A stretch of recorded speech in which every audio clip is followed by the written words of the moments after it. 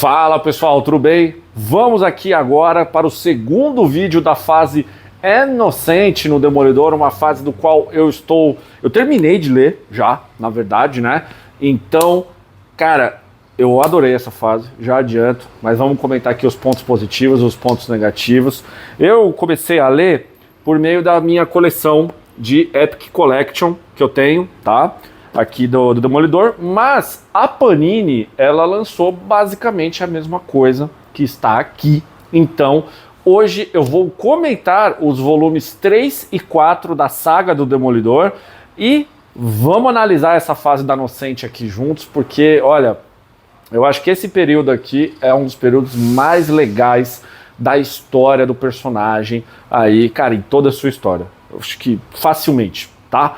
Mas antes de começar esse papo aqui, deixar aquele recadinho de lei, inscreva-se no canal do Nerd Mochilinha para você não perder nenhuma novidade. Já deixa o seu like, já deixa o seu comentário e, enfim, vire membro. Virando membro, você me ajuda, assim, é um valorzinho pequenininho e você ainda vai ter direito a vídeos antes da hora, antes do pessoal receber, os membros recebem antes, tá? Então vai lá, o pessoal pode assistir com antecedência, ó, coisa boa, tá certo? Falar de gibi de herói aqui, porque esse povo que frequenta esse canal aqui é tudo safado, né? Se eu não faço vídeo de herói, a galera não assiste, né? Ah, tudo bem, a vida é assim. Ó, se você ainda não assistiu a primeira parte aqui da fase da Inocente, vai lá, dá pausa nesse vídeo, vai lá, assiste o outro, tá certo? E bora aqui, bora agora. Vou falar da primeira edição aqui, que é a Demolidor 250. 250 começa uma coisa que eu acho extremamente positiva aqui, tá? Que é a entrada do John Romita Jr. John Romita Jr., ele entra no gibi e ele entrega algo que não estava rolando anteriormente, que é simplesmente tipo assim, ó, agora a gente tem um artista definido, um artista fixo, ou seja, o gibi, ele tem uma cara, ele tem uma identidade e é assim, é Inocente e John Romita Jr. Se você assistiu o meu top 10 melhores trabalhos do John Romita Jr. aqui no canal, você vai saber em que posição o trampo dele no Demolidor ficou, que assim, é um trabalho que eu gosto muito. A arte final do Al Williamson é muito boa mesmo. Acho que deixou o traço do Romitinha extremamente, eu acho que diria até europeu, em certo sentido, assim. É um traço mais fino, é um trabalho bem diferente do que o Romitinha desenvolveu no Homem-Aranha e em outros gibis, assim, antes. Então, ó, show de bola, sou muito fã. Na edição 250 a gente tem início, na verdade a gente tem uma espécie de uma continuação do que a Inocente ela estava trabalhando antes, que era a questão da clínica para ajudar viciados em drogas, uma clínica de direito ali também, que oferecia suporte para pessoas que necessitavam de um auxílio de advogado, né? Eu ia falar outra palavra, mas eu esqueci. Necessitava de um direito ali, né? Enfim, um advogazinho e tal. E aí, a gente tem aqui a questão da Kelko, ou Kelko, né, dependendo de como você fala, como você lê, que era uma empresa envolvida com químicos, né, com química, e aí ela acabou cegando um garoto que o Demolidor ele não conseguiu evitar isso. Então aqui a gente tem toda a questão de, porra, a gente vai processar essa empresa, né? O Demolidor ali, o Matt Murdock junto com uma galera vai processar a empresa em defesa desse garoto, e aí a gente já tem todos aqueles elementos. Quem que é o dono da empresa? Wilson Fisk, o rei do crime. E ele está envolvido com quem? Com o poderio militar norte-americano. Então é muito interessante você ver como é que o crime ele está associado ao alto escalão do exército norte-americano. É uma coisa que a Inocente ela trabalha de uma maneira muito interessante, que também, querendo ou não, é um resquício do que o Frank Miller deixou ali na Queda de Murdock, onde a Inocente ela também dá continuidade a isso. A gente também tem praticamente a volta do Fog Nelson, né, visto que o Fog é o advogado do rei do crime, mas ele não sabe nesse caso, tá? E a gente tem a inserção, a introdução, na verdade, de uma trama com o Bullet, né? O Bullet, que é um personagem novo, ele aparece pela primeira vez aí nessa edição. O Bullet, basicamente, ele é um mercenário. Quem pagar mais por ele vai lá, ele faz o serviço, etc. E a gente tem um negócio muito interessante nessa edição, que o Bullet, ele tem um filho, que é o Lance. O Lance é uma criança, e o professor dele explica do que se trata a bomba atômica que caiu em Hiroshima e Nagasaki. E o garoto, ele fica com um medo muito grande, um pavor imenso da bomba atômica e da consequência que ela traz quando ela é lançada. É muito interessante porque, assim, a bomba atômica ela tinha sido lançada faz mais ou menos uns 40 anos antes desse gibi ser lançado. E ela ainda era um medo muito grande, um medo muito existente na sociedade dos anos 80. Né? Porque estávamos na época da Guerra Fria ali e tal, então sempre havia o medo de um conflito nuclear entre a União Soviética e os Estados Unidos. E é muito interessante ver isso sendo trabalhado dentro do gibi. O garoto ele fica apavorado.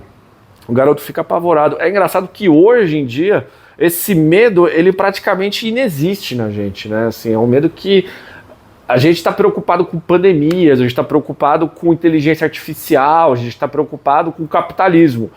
O medo de guerras nucleares, ela existe, obviamente, né? Mas ela passou a ser ter uma importância menor em nossas vidas. É loucura, assim, eu gostei muito de ver essa visão oitentista dentro do gibi. Vão para a edição 251, na edição 251 a gente tem uma questão do ecoterrorismo, né? Um pequeno grupo de pessoas, elas se unem para praticar um ecoterrorismo contra a Kelco ali, né? Basicamente um povo versus a indústria ali. O Bullet, ele acaba sabotando essa manifestação ali era uma manifestação pacífica, né, que estava ali acontecendo, ao inserir um elemento de crime. Ele acaba derretendo um corpo ali no meio sei lá, de um ácido, vamos dizer assim, o que acaba imputando um crime para cima aí dessa galera que está protestando, dos ecoterroristas, vamos dizer assim, e a população, a polícia, o poder público acaba se virando contra essas pessoas. Tudo isso, claro, a mando do rei do crime, que contratou o Bullet, e aí o Demolidor, ele de certa forma, ele consegue até enfrentar o Bullet, mas por falta de provas, ele acaba sendo preso e solto logo em seguida, o que irrita extremamente o Matt Murdock. Eu queria fazer um ponto aqui, um ponto que eu achei muito bacana, que é o seguinte: essa edição do Demolidor, a 251, ela trata sobre ecoterrorismo e ela saiu muito antes, um ano antes, basicamente, do Grant Morrison lançar o Homem-Animal. Obviamente que a Innocent nem o Grant Morrison inventaram a questão do ecoterrorismo nos gibis, né? Mas eu acho muito interessante como a Innocent, ela acaba sendo até uma espécie de uma pioneira, né, ali sobre esse assunto. A gente sabe que o Ra's al Ghul, ele é considerado um ecoterrorista há muito tempo antes, mas eu acredito que da forma que a Innocent ela trabalha e que o Grant Morrison, de certa forma, também se aprofundou por esse setor, por esse tema, né, do ecoterrorismo, enfim, da preocupação com o meio ambiente, essas coisas, eu acho que anteriormente não tinha sido feito. Então, assim, é um ponto muito legal aí por parte da roteirista, mostrando que, porra, a mulher, quem sabe, sabe, quem não sabe, bate palma, né? Vão para a edição 252, é uma edição que ela é o tie-in da queda de mutantes, ali dos X-Men, e a Innocent, ela cria uma trama que eu achei fantástico. Eu achei fantástico porque, assim, a gente sabe que os anos 80 nos Estados Unidos era um clima meio bizarro, no sentido que, assim, a qualquer momento o mundo vai acabar. E Nova York sempre foi uma cidade nesse sentido, que as coisas não param de acontecer. Trazendo aqui para o Brasil é quase como se fosse São Paulo, né? Apesar que eu prefiro São Paulo do que Nova York. Nunca fui para Nova York? Nunca fui, mas São Paulo é maior, tenho certeza disso. E aí, é sempre aquele clima que a qualquer momento pode dar uma merda. E aí, na queda de mutantes, a gente tem ali a peste, a fome, a morte, o apocalipse atacando a cidade, atacando o X-Factor. E quando isso acontece, a cidade ela mergulha num caos profundo, que eu acho muito verossímil isso acontecer dentro da vida real, e eu acho que a Inocente ela consegue criar uma trama que com certeza aquilo aconteceria se isso existisse aqui no mundinho que a gente vive, né? A gente tem informações de milícias ali, sejam milícias do bem ou milícias do mal, ali por meio do, eu esqueci, do balaço. Eu gostei muito dessa tradução da Panini, o balaço. E aí o Demolidor, junto da Viúva Negra e um grupo de ajudantes, tenta manter o controle ali da situação na cidade do máximo possível. Eu acho muito interessante você parar e comparar a edição 252 do Demolidor com o X-Factor, acho que se não me falha a memória, 25, que é quando acontece o ataque em si. A Nova York da Inocente, ela é muito mais sombria, é muito mais desesperador do que acontece no gibi do casal Simonson ali no X-Factor. Eu acho muito legal, muito... Cara, é um negócio assim, a diferença, ela acaba sendo gritante no clima dos gibis, assim. Realmente a Inocente ela consegue criar um clima que dentro do universo urbano da Marvel, saindo daquele universo, vamos dizer assim, dos mutantes, que não é tão dessa forma, é um negócio muito mais interessante de se ler. Então fico parabéns aqui para a autora que, ó, incrível, incrível, incrível. Na edição 253, a gente tem uma edição de Natal, né? O Bola 8 e a Darla ali dos gorduchos, é uma edição até bonitinha, né, assim, do ponto de vista, porque é uma coisa infantil, é uma coisa pura. Uma criança ali, ela ofereceu um skate de presente para sua amiguinha que nunca teve a oportunidade de ter um skate, e aí tem um climinha entre as crianças, mas obviamente eles não sabem que aquilo é um amor que um nutre pelo outro, né? É uma edição bem bonitinha assim, e a gente tem o Rei do Crime no topo, né? Ali no topo da cadeia alimentar, mas lá é sempre solitário, né? A Inocente ela cria ali situações que mostram que o Rei do Crime ele tá no topo, mas é um cara que ele sequer comemora o Natal, por exemplo, né? O Natal dele eu quero destruir o Matt Murdock, né? Eu quero destruir, eu vou acabar com esse cara, pelo amor de Deus, né? É uma edição interessante, é uma edição assim, claramente ela é uma edição um pouco mais calma, depois do caos da edição anterior envolvendo aí a queda de mutantes, e também é uma preparação para a próxima edição, que é a 254, onde a gente tem a estreia da Mary Tifoid, né? Nossa Maria Tifoid aí, que é talvez a maior criação da Inocente, e é o grande legado que a escritora deixou ali no imaginário, na grande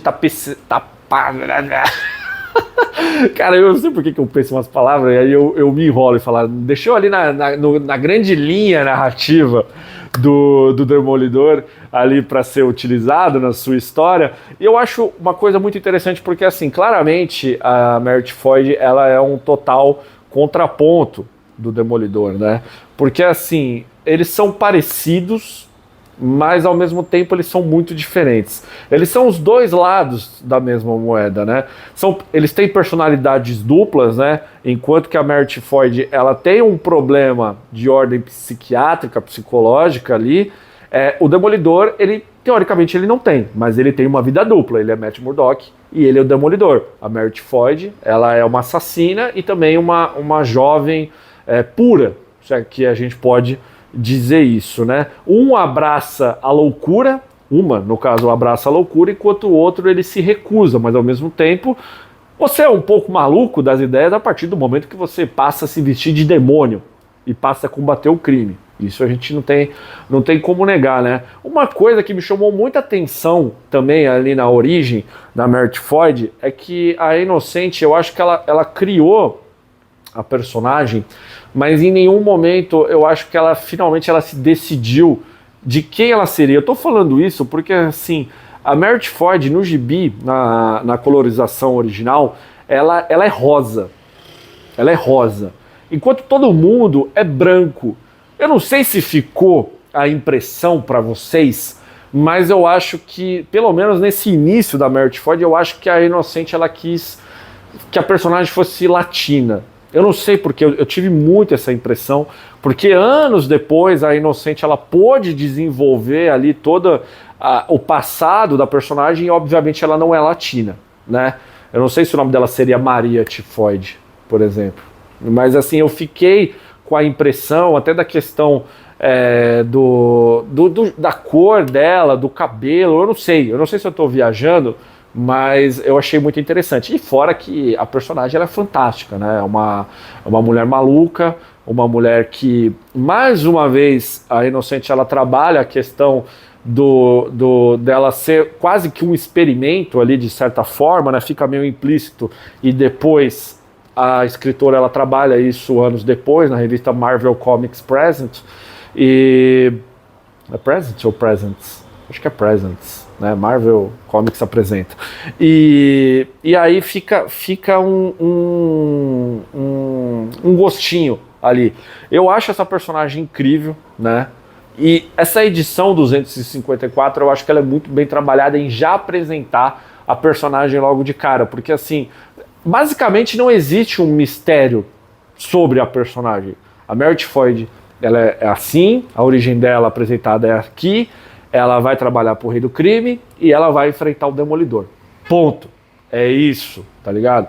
Então eu acho que a Inocente, ela entrega uma personagem que logo de cara você acaba se afeiçoando. O que é muito importante, né? Porque assim, você não precisa enrolar. Se você parar para pensar, essa edição 254, ela teria sido dividida num arco em 6 partes, se fosse nos tempos atuais. Mas não, porra, a Inocente chega, ó, tá aqui essa edição de 22 páginas, tá aqui a origem dela, piriri, pororó, é assim assado. Perfeito, né? Não tem o que reclamar. Na edição 255, a gente começa a perceber, né, que o nosso Matt Murdock, ele não tá muito bem das ideias, né? Não tá muito legal ali, e ele passa a sentir uma grande raiva do Tyrone, né, a criança que acabou ficando cega, e ele tenta aplicar os ensinamentos do Stick para o garoto, só que assim, o garoto não tem poder, ele é uma criança normal, e isso não entra na cabeça do nosso Matt Murdock, né? E ele também ele tá com raiva da justiça, né, por conta de todo esse processo da Kelko, que ele não consegue resolver, que, enfim, né, a cabeça dele não tá no lugar. E ainda por cima, para piorar, a nossa Meredith Floyd passa a começar a seduzir ele, né, na persona de Mary, né, vamos dizer assim, enquanto que ele enfrenta a Tifoide na sua persona Demolidor, né, ali uma febre toma conta dele, né, como a Inocente, ela sempre faz questão de deixar isso muito claro. E a edição ela fecha ali com uma pequena vitória do Matt Murdock nos tribunais, ali por meio do seu ajudante, o cara que está advogando no lugar dele, visto que o nosso herói não tem a licença de advogado para poder voltar, na verdade, a trabalhar ali no meio de direito. É muito legal ver a disputa entre o Murdock e o Wilson Fisk dentro dos tribunais, assim, e o Fog Nelson, coitado, só se fudendo ali. E essa edição, ela fecha a saga volume número 3, e eu acho que é perceptível como o gibi, a partir dessa edição do volume 3, ele passa a ter um norte definido. Eu não sei se a Inocente ela realmente estava esperando ter a entrada de um artista fixo dentro do gibi, mas eu acho que é muito nítido que assim, opa, peraí, eu construí toda a situação da Kelko aqui, e a partir de hoje, que eu tenho o John Romita Jr. junto comigo, a gente vai desenvolver todo esse plot aqui e, obviamente, criar novas situações. Assim, eu desconfio, por exemplo, que a Merit Ford ela não teria sido criada se o John Romita Jr. não estivesse junto. E vale a curiosidade também que o Romitinha, ele baseou todo ali o desenho da personagem, nas suas duas versões, na sua mulher. Eu não sei se eles são casados atualmente, mas eu não sei se a mulher dele é xarope igual a Merit Ford. Vamos para o volume número 4 aqui da saga do Demolidor, que abre com a edição 256, onde a Mary e o Matt Murdock eles continuam a se ver e a questão do desejo está se tornando cada vez mais forte, né? Nosso herói, que é extremamente safado, né? Como a gente já bem sabe para quem acompanha o Demolidor, sabe que ali quando vem um rabo de saia para ele, quem perdoa é Deus, né? Porque Matt Murdock não perdoa, mas vale falar que o cara ele está junto com a Karen Page. E aí, meu irmão, como é que fica essa situação, né? Larga a mão de ser besta. E aí, né, a luta contra a Kelko continua, envolve um caso de suborno ali onde o herói consegue evitar e, mais uma vez, o Demolidor acaba enfrentando a Tifoid aí e o júri, ele consegue permanecer ali sem se vender para o Wilson Fisk. Eu anotei tudo dentro do caderno aqui, ó. Você acha que eu fico falando essas coisas tudo de cabeça? Não tem como, né, galera? Não dá. Agora, gente, vem um mini arco que para mim é um dos ápices ali de toda a passagem da Inocente no Demolidor, que é o seguinte, rola um pequeno crossover entre o Demolidor e o Justiceiro. Na edição número 10 do Gibi do Justiceiro, escrito pelo Mike Baron, né? Ou Baron, como que vocês querem que eu fale? Mike Baron é o jeito português de falar, né? Baron é o inglês. O Mike Baron, ele cria uma trama que é o seguinte, existe um cara chamado Alf, em que ele está realizando envenenamento em alguns remédios de uma determinada farmacêutica. E muitas pessoas estão tomando, seja um enxaguante bucal, seja um remédio, enfim, e as pessoas estão morrendo. O Justiceiro, da visão simplista das coisas que ele tem, o que é preto no branco, enfim, ou é branco, é preto, enfim, não existe tons de cinza, é certo ou errado, ele simplesmente parte para enfrentar esse cara, para matar ele, obviamente, né? Até que o Demolidor ele aparece e consegue evitar a situação. Obviamente ele dá um cacete no Justiceiro e ele leva o cara para ser preso. Uma coisa que eu gosto muito dessa edição, primeiro é a arte do Wiles, eu não sei se é o Wiles, vou falar Wiles.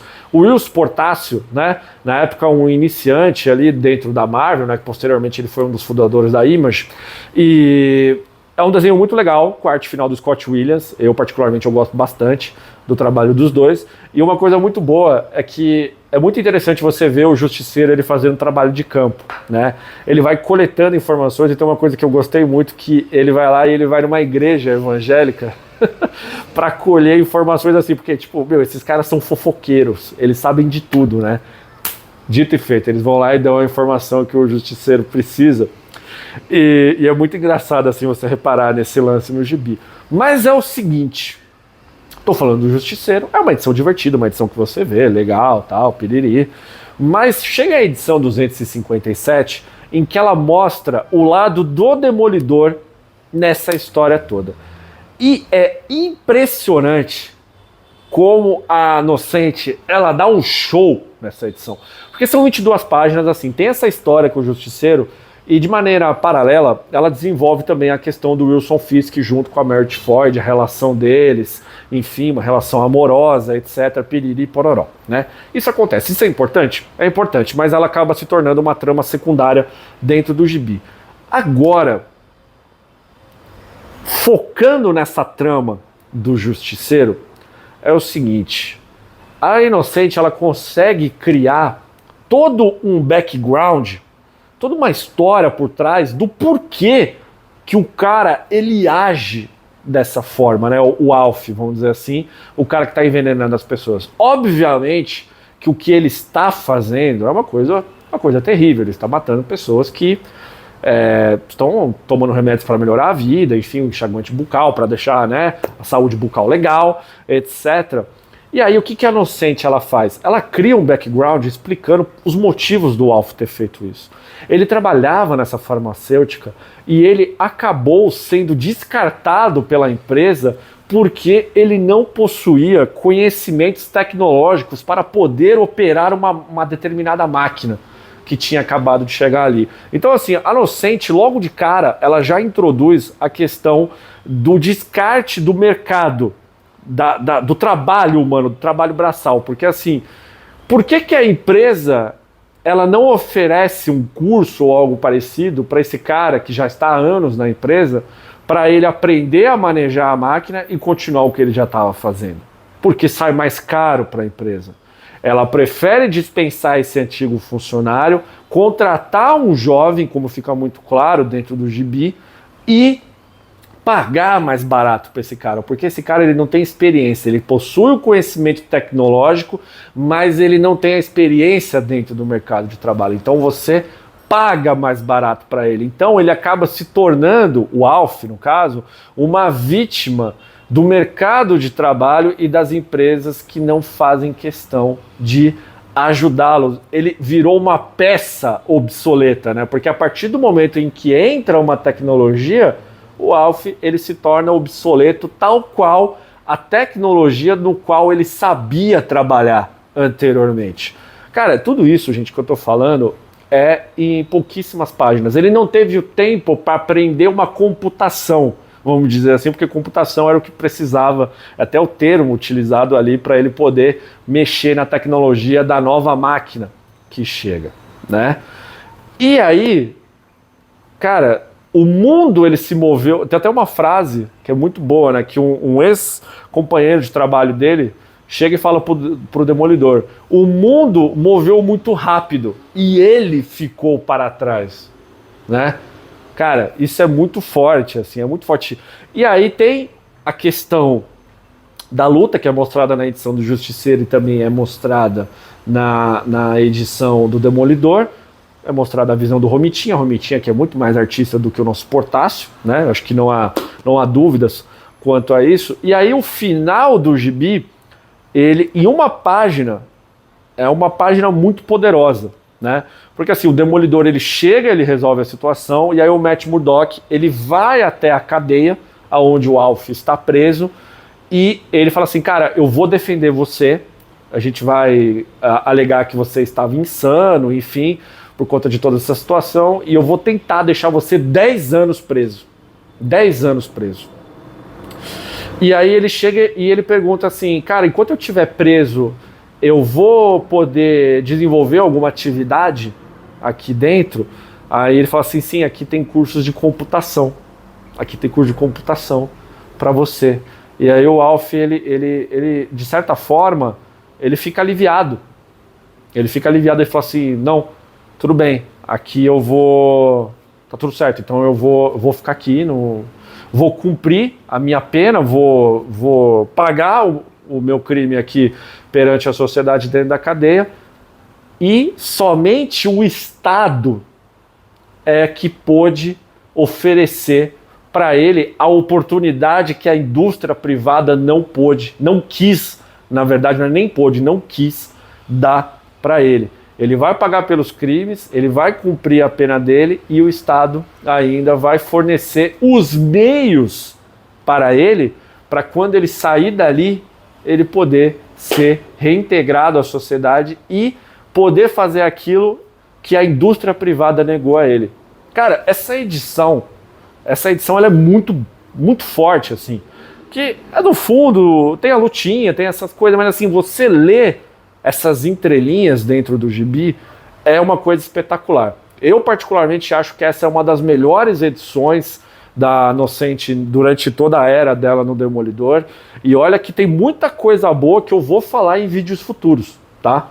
Que tem coisas que eu acho que são ainda mais interessantes de se falar, mas a edição 257 definitivamente ela é uma das melhores coisas que a Inocente já produziu na vida. A gente tem também a edição 258, que ela não saiu na saga do Demolidor, mas eu só vou mostrar aqui para vocês que é a primeira aparição do Bengal, né, um vilão bem interessante. É uma edição escrita pelo Fabian Nicieza, junto com a arte do Ron Lim aqui. É uma edição bem interessante porque o Bengal, ele é vietnamita,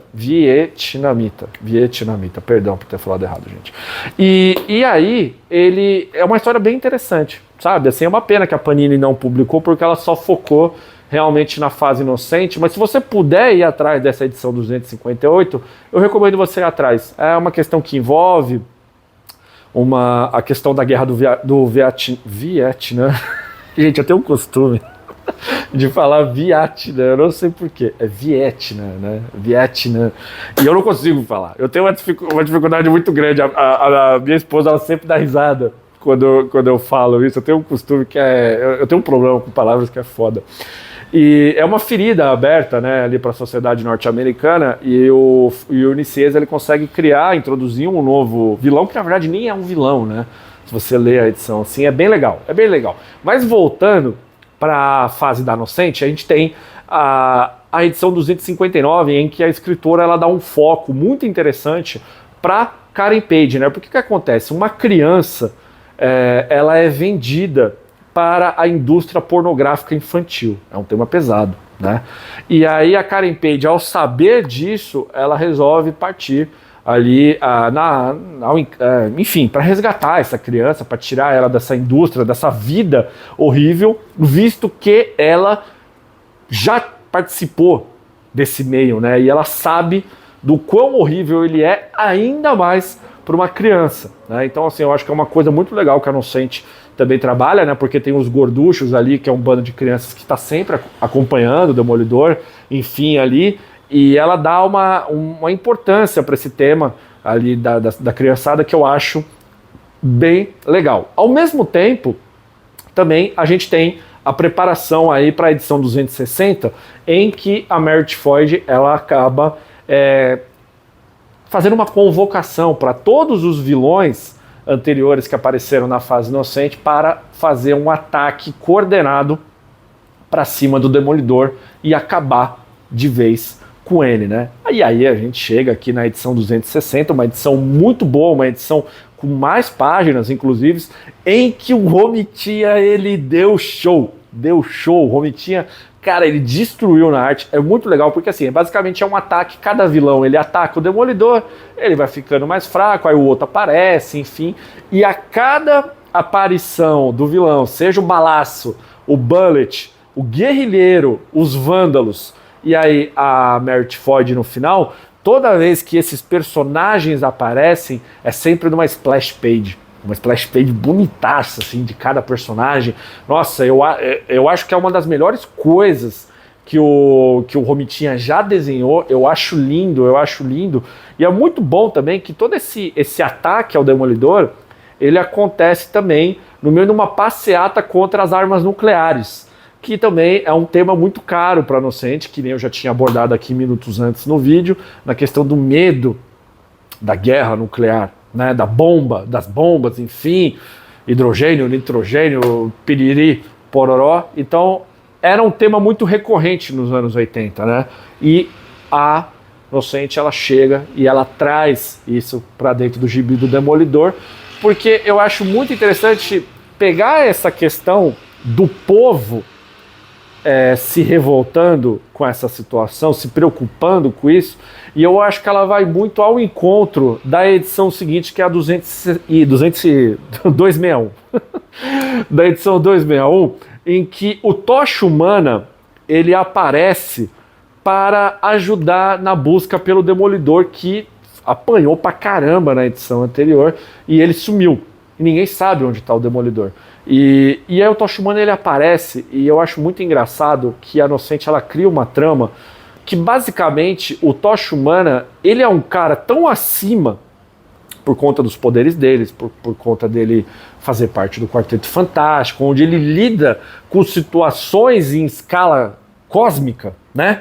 Ele enfrenta o Aniquilador, o Ego, o Planeta Vivo, enfim, né? Galactus, entre outras coisas, que isso está muito acima da escala que é lidar com o dia a dia de pessoas comuns do que o Demolidor ele acaba lidando, né?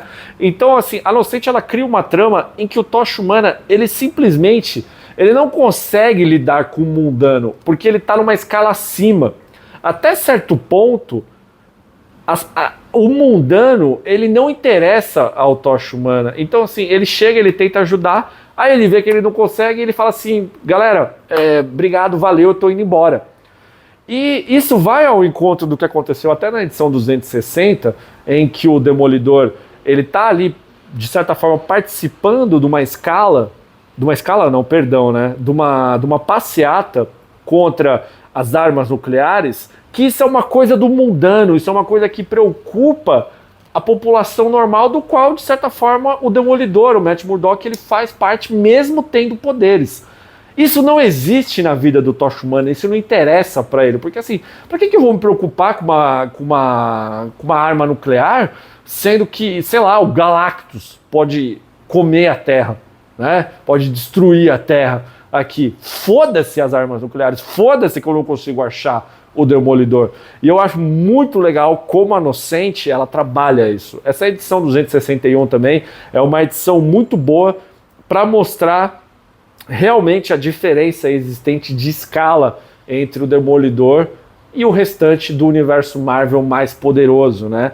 Porque isso também vai até o encontro da edição do tie-in também da queda, da queda de mutantes, né? Enquanto tá ali o X-Factor, né, lutando, ai meu Deus, contra o apocalipse nos céus de Nova York, o bicho tá pegando na cidade. A população tá tomando no cu. Tem um hospital que tá sem remédio, tá sem luz. E quem tá lá para resolver essa situação? O Demolidor.